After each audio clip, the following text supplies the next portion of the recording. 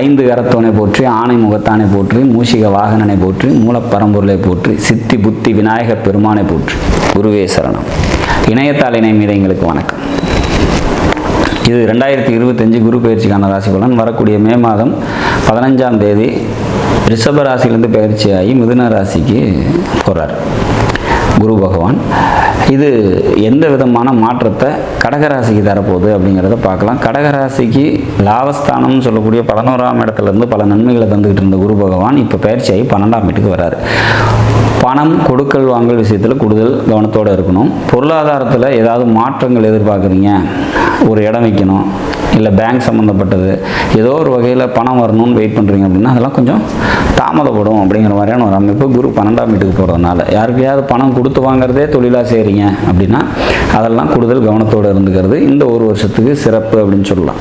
சரி, 12ஆம் வீட்டில் இருந்தாக்கா எல்லாமே நெகட்டிவாக தான் நடக்குமா, விரையம் அலைச்சல் இந்த மாதிரி தான் இருக்குமா அப்படின்னா இல்லை.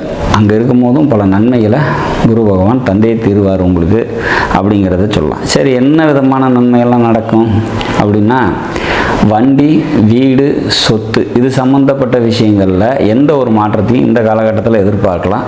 தாயாரோட உடல்நிலை மேன்மை அடையும் அப்படிங்கிற மாதிரியான ஒரு சுச்சுவேஷன்ஸ்.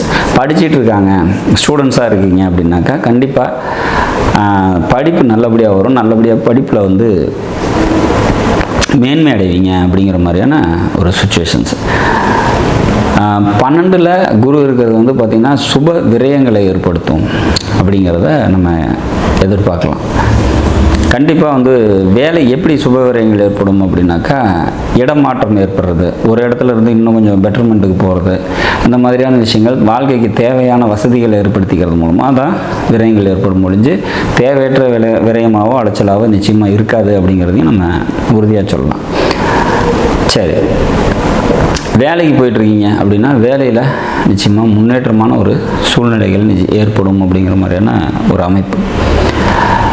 வேலைக்கு போயிட்டுருக்கவங்களுக்கு பதவி உயர்வு கிடைக்கும்.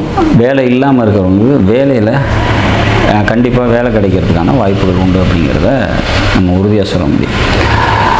உடல் ரீதியான பாதிப்பு இருக்குது, உடல்நிலை சரியில்லை அப்படின்னா கண்டிப்பாக அதெல்லாம் மேன்மை கிடைக்கும் அப்படிங்கிற மாதிரியான ஒரு அமைப்பு. ஏன் இதெல்லாம் சொல்கிறோம் அப்படின்னா உங்களோட ஆயுள் ஸ்தானம்னு சொல்லக்கூடிய கடகராசிக்கு 8ஆம் வீடான கும்பராசியை குரு தன்னோட 9ஆம் பார்வையாக பார்க்கறதுனால கண்டிப்பாக உடல்நிலை மாற்றமும் உடல்நிலை தேற்றமும் ஏற்படும் அப்படிங்கிறதையும் நம்ம உறுதியாக சொல்ல முடியும் அப்படிங்கிறது தான் இதில் விஷயம். மொத்தத்தில் இது 12ஆம் வீட்டுக்கு குரு போய் மறைஞ்சு போச்சு, அவ்வளோதான், இனிமேல் நமக்கு நல்லது நடக்கிறதுக்கு வாய்ப்பே இல்லை அப்படிங்கிற மாதிரியான விஷயங்கள்லாம் கண்டிப்பாக கிடையாது அப்படிங்கிற மாதிரியான ஒரு விஷயம். பல நன்மைகளை மறைந்த குருவும் தரத்துக்கான வாய்ப்புகள் உண்டு. தன்னோட பார்வையின் மூலமாக எப்போவுமே குரு இருக்கிற இடத்த விட பார்க்குற இடத்துக்கு சிறப்புகள் உண்டு. அந்த பார்வையோட சிறப்பை தான் நம்ம பார்த்திங்கன்னா 4ஆம் வீட்டை உங்களோட 4ஆம் வீட்டை குரு பார்க்குறாரு அப்படிங்கிறதுனால அது மேன்மை அடையும் அப்படிங்கிறத சொல்கிறோம். அதே மாதிரி 6ஆம் வீட்டை குரு பார்க்குறாரு, அதாவது தான் நின்ற உங்களோட ராசிக்கு 6ஆம் வீட்டை குரு பார்க்குறாரு, தனுசு ராசி குரு பார்க்குறாரு. அப்போ வேலைக்கு போயிட்டுருக்கவங்களுக்கு மேன்மை அடைவாங்க அப்படிங்கிறத அதை வச்சு தான் சொல்கிறோம். தாய் வழி உறவுகளால் நன்மைகள் ஏற்படுறதுக்கும் வாய்ப்புகள் உண்டு. 6ஆம் வீடு தாய் வழி சொந்தத்தை கொடுக்குது. தாயாரோட இளையவங்களுக்கு அவங்களால் உங்களுக்கும் உங்களால் அவங்களுக்கும் நன்மைகள் நடக்கக்கூடிய ஒரு காலமாக இது அமையும் அப்படிங்கிற மாதிரியான ஒரு அமைப்பு.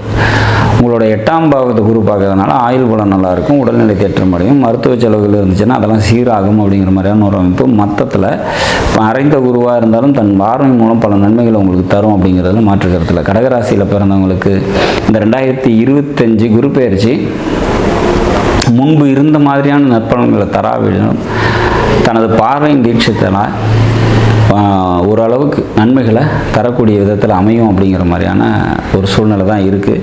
குரு மறைஞ்சிட்டாரு அப்படிங்கிறதுனால பயப்பட தேவையில்லை அப்படிங்கிறத நம்ம தெளிவாக தெரிஞ்சுக்கலாம்.